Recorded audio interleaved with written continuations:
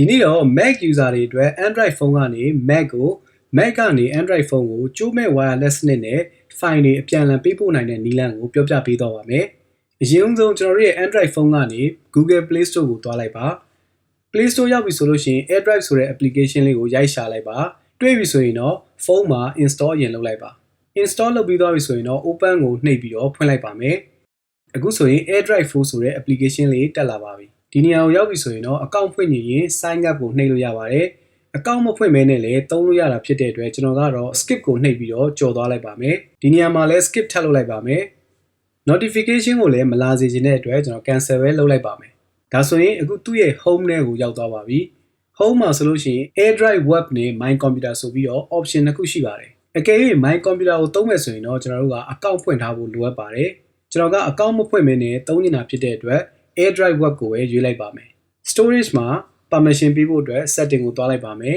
။ပြီးရင်တော့ allow permission ကိုဖွင့်ပေးလိုက်ပါမယ်။ပြီးရင် back မြားလေးကိုပြန်နှိပ်ပြီးတော့ပြန်သွားလိုက်ပါမယ်။ဒီမှာဆိုရင်တော့ option နှစ်ခုရှိပါတယ်။တစ်ခုကတော့သူပေးထားတဲ့ website လိပ်စာကို computer ကနေသွားပြီးတော့ account ကို sign in လုပ်ရမှာဖြစ်ပါတယ်။နောက်ထပ်ဒုတိယတစ်ခုကတော့ပေးထားတဲ့ IP address ကို computer ရဲ့ web browser တစ်ခုကနေသွားဖွင့်ရမှာပါ။ဒီလမ်းကိုသုံးဖို့အတွက်ကိုယ့်ရဲ့ဖုန်းရော computer ပါ Wi-Fi line တစ်ခုထဲမှာအတူတူချိတ်ဆက်ထားဖို့လိုအပ်ပါတယ်။ကျွန်တော်ကတော့ sign in လုပ်ဖို့မလိုအပ်တဲ့ဒုတိယနည်းလမ်းကိုပဲရွေးချယ်လိုက်ပါတယ်။ဒါဆိုရင်ကျွန်တော် computer ကိုပြန်သွားလိုက်ပါမယ်။ပြီးရင်တော့ computer ကနေပြီးတော့ Safari browser ကိုဖွင့်ပါမယ်။ browser ရဲ့ address bar မှာသူပေးထားတဲ့ IP address လေးကိုအတိအကျရိုက်ထည့်လိုက်ပါမယ်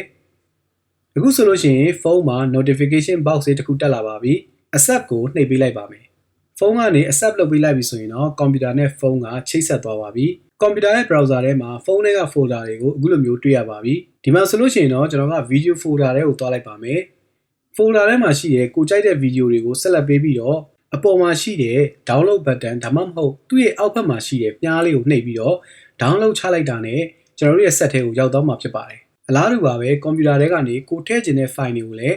upload file ဒါမှမဟုတ် folder တစ်ခုလုံးကိုထည့်ချင်တယ်ဆိုရင်တော့ upload folder ကိုနှိပ်ပြီးတော့မှထည့်လို့ရပါတယ်။ဒီနည်းလမ်းကိုသုံးပြီးတော့ Android phone နဲ့ Mac computer ကြားမှာ file တွေကို wireless စနစ်နဲ့အပြန်အလှန် free sharing လုပ်နိုင်ပါတယ်